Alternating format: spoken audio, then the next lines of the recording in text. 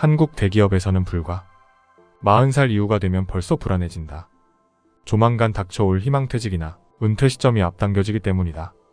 당신이 이것을 모르고 아무 생각 없이 은퇴할 날이 다가온다면 당신은 충격적 현실에 직면하게 될 것이다. 과연 당신이 알아야 할 이것은 무엇일까?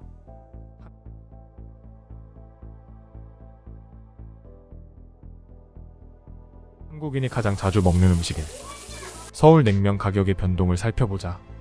2014년에는 평균 7,800원이었던 냉면이 무섭게 상승을 이어오다가 2024년에는 11,500원, 내년에는 12,600원 정도라고 한다. 즉, 당신이 2014년에 받았던 월급에서 46%가 인상되어야만 냉면 한 그릇을 먹어도 손해가 아니라는 말이다. 당신이 알아야 할 이것은 바로 당신이 월급으로 받고 있는 돈의 실체다. 즉, 현재 명목 화폐인 돈은 가치 없는 쓰레기가 되어 가고 있으며 이것을 대비하지 못하고 은퇴를 하면 처참한 현실을 마주하게 될 것이라는 것이다.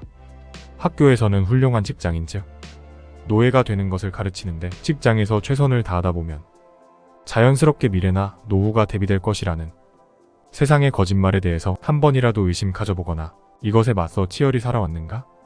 내 인생을 바꾼 단 한 권의 책 영상에서 소개했듯이 직장인 혹은 전문직 또는 자영업 4분면에서 투자자 혹은 사업가 4분면으로 이동하여 가치가 없어지고 쓰레기가 되는 월급 이외 추가적 노력을 하지 않고 단순 직장인으로서만 열심히 살아왔다면 은퇴 시기에 처참한 현실을 맞이할 것이다.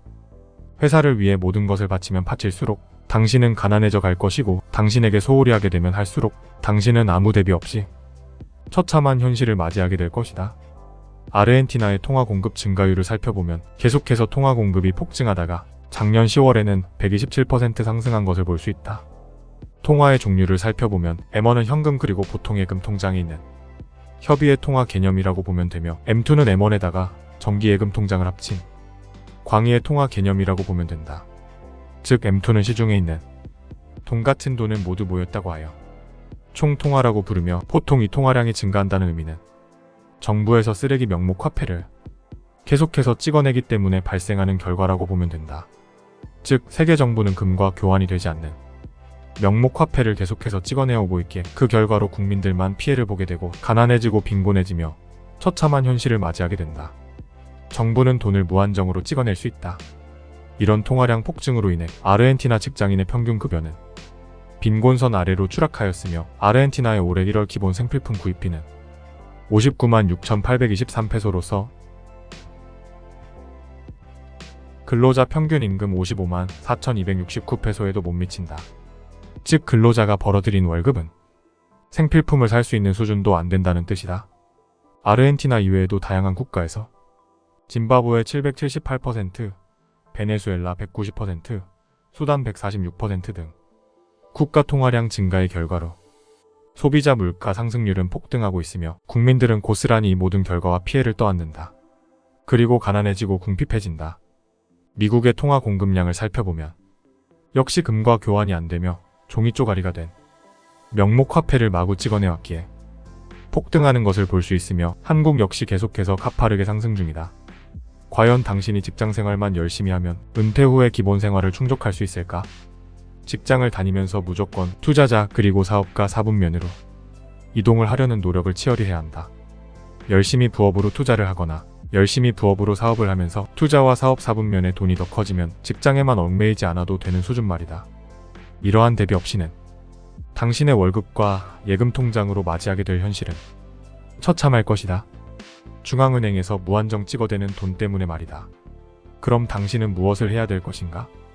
이렇게 쓰레기가 되는 명목 화폐를 상쇄할 수 있는 당신의 소득과 자산을 온전히 보존할 수 있는 자산을 구입하고 그것을 당신의 미래 자산으로 삼아야 한다. 가장 쉽게는 소비자 물가 상승률을 상회하는 자산 구매를 생각해 볼 수 있겠는데 쉽게는 중요 입지의 부동산을 구매해서 당신의 임금 상승률과 소비자 물가를 훨씬 상회할 수 있도록 오래도록 가져가야 한다. 그리고 더 나아가서는 그 어느 정부의 입김에도 흔들리지 않고 독자적으로 생존할 수 있는 자산을 찾아서 그것에 투자하고 보유해야 한다. 이러한 미래 자산은 무엇일지 고민해봤는가? 이러한 미래 자산은 세계 정부들의 무한정 찍어대는 돈과 달리 돈의 공급량이 고정되어 있는 그 누구도 추가로 명목 화폐처럼 찍어낼 수 없는 새로운 개념의 화폐이자 자산일 것이다. 이 새로운 개념의 화폐이자 자산은 시중에 뿌려지고 찍어내어지는 돈에 맞서서 당신의 소득과 자산을 온전히 보전하며 당신의 미래와 노후를 책임져 줄 것이며 당신의 미래의 부와 자유를 선사해 줄 것이다. 이것은 제너레이셔널 웰스가 될 것이다. 지금 당신이 해야 할 것은 지금도 당신을 가난하게 만들고 있는 돈의 실체를 하루빨리 알아차리고 안일하게 회사 생활을 하지 않고 이것을 대비해야만 한다. 투자자, 사업가, 사분면에서 추가 부업으로 임금 상승률, 그리고 소비자 물가를 상회하려는 치열한 노력을 해야 하며 궁극적으로는 쓰레기가 되고 있는 당신의 소득과 노동력을 보전하기 위한 당신의 미래의 부와 자유를 선사할 수 있는 새로운 개념의 화폐와 자산을 찾아서 당신의 미래를 대비해야 할 것이다. 이것만이 당신의 미래를 보장해 줄 것이다. 지금도 당신은 직장만 열심히 다니고 있는가?